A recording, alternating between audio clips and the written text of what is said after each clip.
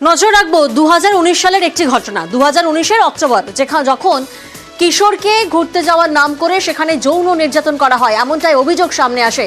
কিশোরকে যৌন নির্যাতন, সেই ঘটনায় এবার জেল। জলপাইগুড়িতে কিশোরকে যৌন নির্যাতনের ঘটনা, কিশোরকে যৌন নির্যাতনে জেল জরিমানা, অভিযুক্তের 20 বছর সশ্রম কারাদণ্ডের নির্দেশ দেওয়া হয়েছে।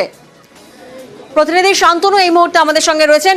শান্তনু, জেল জরিমানা নির্দেশ পক্সো আদালতের। দেখো, এটা কি একটি ব্যতিক্রমী ঘটনা বলেই উল্লেখ করেছে আদালত, এবং এই কারণেই ব্যতিক্রমী ঘটনা, যেখানে কোনো নাবালিকা নয়, সেখানে একজন নাবালক কিশোরকে কিন্তু যৌন নির্যাতনের শিকার হতে হয়েছে প্রতিবেশী এক যুবকের হাতে, যাকে বেড়াতে যাওয়ার নাম করে তার উপর যৌন নির্যাতন করা হয় এবং এতটা নৃশংসভাবে অত্যাচার করা হয়, তার ফলে সে অসুস্থ হয়ে পড়ে এবং তাকে হাসপাতালে ভর্তি করা হয় এবং সেখানে তার মানসিক অবস্থাও কিছুটা ভেঙে পড়ে বলে অভিযোগ। এবং পুলিশে অভিযোগ দায়ের হতেই কিন্তু অভিযুক্তকে গ্রেপ্তার করেছে। 21 বছরের যুবককে গ্রেপ্তার করে রাজগঞ্জ থানার পুলিশ, এবং 2019 সালে এই ঘটনায় কিন্তু বিচার প্রক্রিয়া চলছিল। অবশেষে আজকে কিন্তু রায়দান, এবং সেখানে যেটা বলা হয়েছে যে বিচারক 8 জন সাক্ষ্য গ্রহণ পর 8 জনের সাক্ষী গ্রহণ করার পর কিন্তু আজকে রায় দিয়েছেন।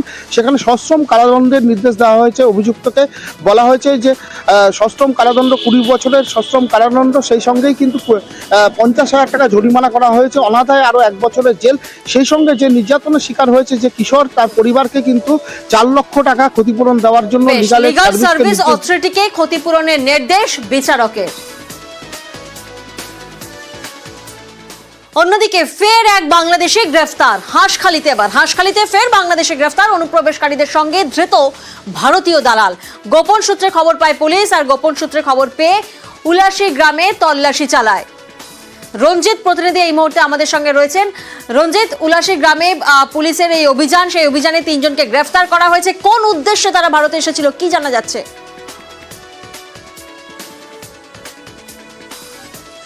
দেখো, অপু চক্রবর্তী ও প্রীতম বিশ্বাস নামে 2 বাংলাদেশি যুবক, তারা গত কয়েক মাস ধরে হাঁসখালি থানা এলাকার উল্লাসী পূর্বপাড়া এলাকায় তারা থাকছেন, এমনটাই খবর পায় হাঁসখালি থানা পুলিশ, এবং তাদেরকে সাহায্য করছে ভারতীয় এক দালাল। এবং গতকাল পুলিশ খবর পেয়ে অভিযান চালায়, তাদেরকে জিজ্ঞাসাবাদে জানতে পারে তাদের পরিকল্পনা ছিল ফের বাংলাদেশে পালিয়ে যাওয়ার। এবং গত কয়েকদিন ধরে লাগাতার অভিযান চালাচ্ছে রানাঘাট জেলা পুলিশ, বিশেষ করে হাঁসখালি, ধানতলা, গাংনাপুর সীমান্তবর্তী এলাকার থানাগুলিতে। এবং একের পর এক দালাল চক্রের পাশাপাশি ভারতীয় বাংলাদেশের অনুপ্রবেশকারী কিন্তু গ্রেপ্তার করে পুলিশ, এবং গতকাল রাতে অভিযান চালিয়ে এই 3 জনকে গ্রেপ্তার করে, এবং ইতিমধ্যে তাদেরকে আদালতে তোলা হয়েছিল, তাদেরকে পুলিশ রিমান্ডে কিন্তু নেওয়া হয়েছে।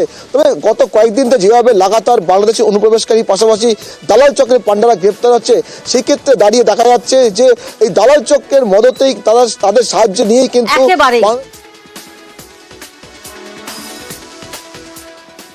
আজ তোরসা চা বাগানে যে শ্রমিকরা, তাদের জন্য খুশির দিন। কারণ 5 মাস বন্ধ ছিল, আর 5 মাস বন্ধ থাকার পর খুলে গেল তোরসা চা বাগান। মালিকানা বদলের পর সোমবার থেকে আনুষ্ঠানিকভাবে খুলল তোরসা চা বাগান। গত বছর অগস্ট মাস, তখন বাগান বন্ধ হয়ে যায়। সমস্যায় পড়েছিলেন শ্রমিকরা। প্রতিনিধি রাজকুমার এই মুহূর্তে আমাদের সঙ্গে রয়েছেন। রাজকুমার, হঠাৎ করে যখন চা বাগান বন্ধ হয়ে যায় তখন সমস্যায় পড়েছিলেন 662 জন শ্রমিক, আর আজ আনুষ্ঠানিকভাবে ঘোষণা করা হলো যে চা বাগান খুলছে।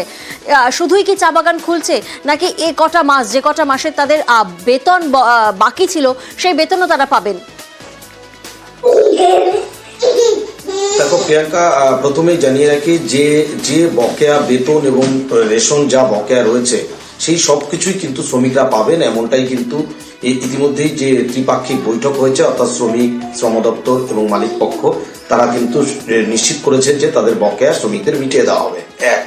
তোরসা চা বাগান যেমন খুলে গেল, দ্বিতীয় আরেকটি ভালো খবর হচ্ছে, সেটা হচ্ছে এই চা বাগানটি মাঝের ডাবরি চা বাগান কিন্তু হাতে নিল। অর্থাৎ আলিপুরদুয়ারের যে মাঝের ডাবরি চা বাগান, আগে একটি চা বাগান ছিল মাঝের ডাবরি নামে, সেই চা বাগানটি কিন্তু অত্যন্ত ভালো চলছে।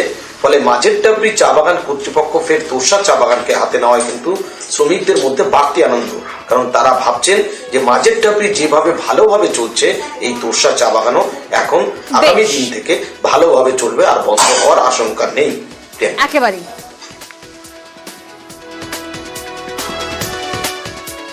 আমরা দেখেছিলাম বড় দফতর কিছুতেই বাগে আনতে পারছিল না জিনাতকে, আর এবার একটি দাঁতাল হাতি, তাকেও বাগে আনা যাচ্ছে না। ঘুমপাড়ানি গুলি ছোড়া হয়েছে, কিন্তু কাজে আসেনি ঘুমপাড়ানি গুলি। বাঁকুড়ার জয়পুর জঙ্গল, যেখানে অধরা হাতি গত কয়েকদিন ধরে কার্যত খুঁড়িয়ে হাঁটছিল দাঁতালটি। ঘুমপাড়ানি গুলি করা হয় হাতির পায়ে, কিন্তু বন দফতরের এই ঘুমপাড়ানি গুলিও কিন্তু কাজ করলো না। প্রতিনিধি দেবব্রত এই মুহূর্তে আমাদের সঙ্গে রয়েছেন। দেবব্রত, ঘুমপাড়ানি গুলিতেও তো কাজ হলো না, তাহলে বন দফতর এবার কি করবে?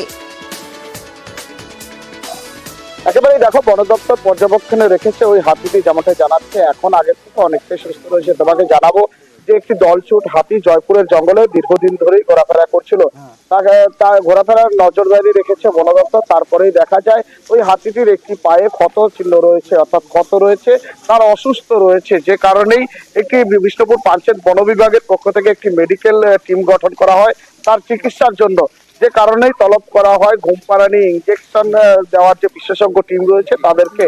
কার্যত রবিবার দিনভরের পর সন্ধ্যেতেও তারা বারংবার চেষ্টা করে, অর্থাৎ একাধিকবার ঘুমপাড়ানি গুলি প্রয়োগ করা হয় তার উপর, তাতেও কাবু করা যায়নি। যেমনটা জানতে পারা যাচ্ছে, কখনো লক্ষ্যভেদ হয়েছে, কখনো হাতির গায়ে লাগলেও সেই যে ঘুমপাড়ানি সিরিজ ওষুধ, সেই ওষুধ হাতির গায়ে প্রবেশ করতে পারেনি, যে কারণে হাতিকে কিন্তু বাগে আনতে পারেনি। অর্থাৎ হাজারো চেষ্টা সত্ত্বেও বাগে এলো না দাঁতাল, তবে আগের থেকে হাতি কিছুটা সুস্থ আছে মনে করছেন বন অপারেশনটা দফতর। তো অ্যাকচুয়ালি খুবই ডেন্স ফরেস্টের মধ্যে ছিল, ওদের মুভমেন্ট করা খুবই টাফ একটা সিচুয়েশন ছিল, কিন্তু তাও আমরা একটা ডার্ট করার অ্যাটেম্প নিয়েছিলাম, বাট সামহাও মেডিসিনটা ডেলিভার হয়নি ওর বডিতে। একদিকে আমরা দেখলাম দাঁতাল, তাকে বাগে আনা যাচ্ছে না, অন্যদিকে পুরুলিয়ার বান্দোয়ান জঙ্গল, সেখানেও বাঘকে কিছুতেই বাগে আনা যাচ্ছে না। বাঘবন্দির খেলা অব্যাহত, বাঘ ধরতে ঘুম উড়েছে বনকর্মীদের। রায়কা পাহাড় সংলগ্ন জঙ্গল, সেখানেই বাঘ ঘোরাফেরা করছে, এমনটাই দাবি করছেন মুখ্য বনপাল ইন্দ্রজিৎ। প্রতিনিধি এই মুহূর্তে আমাদের সঙ্গে রয়েছেন।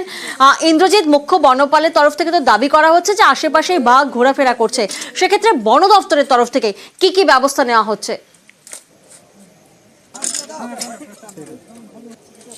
দেখো, একেবারেই বাঘের এখন যে অবস্থান সেটা অনেকটা পরিবর্তন হয়েছে। সে এখন যেখান থেকে এসেছিল ঠিক সেখানেই ফিরে গেছে। বর্তমানে দলমা রেঞ্জে আবার ঝাড়খণ্ডে ফিরে গেছে বাঘ, আমরা বন দপ্তর সূত্রে জানতে পেরেছি। এবং এখন বলা যায় যে বান্দোয়ানের জঙ্গলে বাঘ নেই, বাঘ ঠিক নিজের জায়গায় ফিরে গেছে। এবং এই প্রায় 7 কিলোমিটার দূরে দলমা রেঞ্জের ঘাটশিলা রেঞ্জের কালাঝোড়াতে সেই বাঘের অবস্থান পাওয়া গেছে।